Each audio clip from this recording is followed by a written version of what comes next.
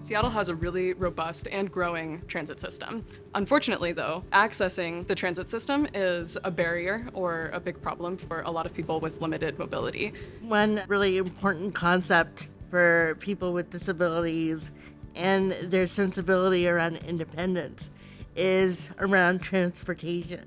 Transportation is meant to serve the community. If it's not serving the community, or if it's only serving a small segment of the community well, but not serving other folks in the community well, that's a bigger problem. If transit agencies are going to do the community justice, the community has to be involved in that process. Kiana Parker and I actually partnered up and we found the Inclusive Planning Grant from the Transit Planning for All project to inclusively plan and implement a mobility on demand solution for and by older adults and people with disabilities. It started with the recruitment of the steering committee members.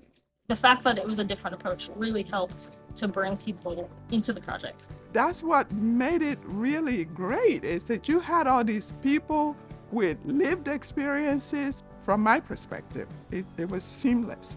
They listened, they heard, they used what they heard to plan and implement. The Ride Now project was a ride voucher program for older adults and people with disabilities. We use a mix of paper and digital vouchers with Yellow Cab, Uber, and Lyft, so it's a multi-provider solution using transportation providers that are already operating in the area. And we have been distributing those vouchers to older adults and people with disabilities in the Seattle area who self-identify as eligible. As a community liaison for the unhoused, we have a disproportionate amount of people who suffer disability or are elderly and just have trouble with mobility in general. Not only did it bring the vouchers to those who really, really needed it, but it gave us an opportunity and a chance to talk about vulnerability, disability, and access needs. This program to me was about equity. It was about putting more tools in the toolbox and how people can get around. The project did pay people for their consultation, and I think it would be great for us to be meaningful in cultivating that talent. Something that's been really special about this project is that instead of having engagement as just a phase of the project, it has been a through line. The Community Steering Committee have been involved from beginning to end. The response to the Ride Now program has been overwhelmingly positive.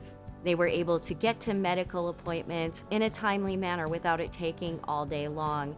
They were able to maybe do that shopping trip that they had put off or didn't do because it was just too much. But we had other people who just really wanted to have more fun and connect with friends or go to baseball games. I think that is just as important as the grocery store or the doctor's appointment. Having on-demand ride access is emancipation. Lived experience is out there, so if you don't actually have staff who can speak and plan from their own lived experience, you can get that from community stakeholders and the people who are going to be using your program. This was inclusion in action, and I hope that it will be an example.